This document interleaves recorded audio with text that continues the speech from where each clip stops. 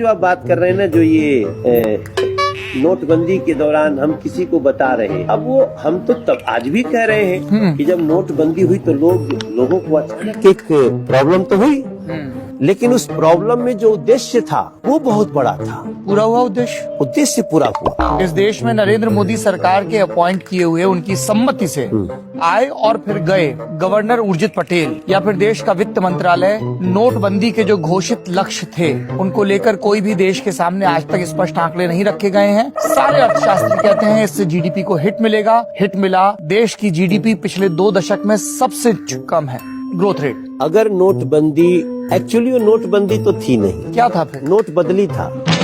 उसी को तो नोटबंदी कहते हैं कि जो नोट है वो नहीं चलेंगे, लेकिन उसको दे दीजिए, दूसरे मिल जाएंगे। बाद दूसरे मिल जाएंगे। हाँ, तो ये नोट बदली था। नोटबंदी तो इसको गलत ढंग से कह दिया गया। नोटबंदी परफेक्ट वर्ड नहीं है उस अभियान के लिए, नोट बदली अभियान था। नोट बदली। आप ये कह रहे हैं कि नरेंद्र मोदी सरकार की ये जो सुविचारित और प्रख्यात सुप्रचारित कल्याणकारी योजनाएं हैं, इनका पैसा नोटबंदी के पैसे से आया? उससे बहुत फायदा हुआ है। कोई अर्थशास्त्री नहीं बता पा रहा है क्या फायदा हुआ। वो अर्थशास्त्री को छोड़िए, मनोज तिवारी अर्थशास्त्री को सुनिए ना।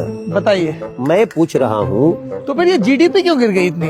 जीडीपी का गिरना उड़ना कई और चीजों पे है। महंगाई का इंडेक्स, जीडीपी, आरबीआई से पैसा लेना पड़ रहा है, एलआईसी अपने एनपीए के मामले में पिछले 6 साल में सबसे बॉटम पर है। देखिए अभी भी खुद मोदी जी ने कारोबारियों से कहा तारीफ मत करिए, खुलकर आलोचना करिए, सही सही फीडबैक दीजिए। हाँ ठीक है, तो ये तो मोदी जी की यही खासियत है। पर जीडीपी, हाँ ठीक है, लेकिन पूरे विश्व की जीडीपी गई है। गीता गोपीनाथन ने बोला है कि 80% जो डेंट लगा है वो तो इंडिया की इकोनॉमी की वजह से लगा। पूरे विश्व का, पूरा विश्व मंदी के दौर में है और पूरे विश्व की अपेक्षा भारत टिका हुआ है। लेकिन आज एक सबसे बड़ी जो चोट पहुंची है आतंकवाद पे जी, क्या उसको ये देश के अर्थशास्त्री लोग नहीं देखेंगे? नोटबंदी से आतंकवाद को चोट पहुंची है, भयानक चोट ये कहा गया था, लेकिन उसके बाद के जो आंकड़े आते हैं वो इस चीज की पुष्टि नहीं करते हैं। और वो आंकड़े केंद्रीय एजेंसीज के रिलीज किए हुए हैं, चाहे वो नक्सल एरियाज के हों, चाहे वो कश्मीर के हों। जो जम्मू कश्मीर में पत्थरबाजों को नोट संस्कृति में उसको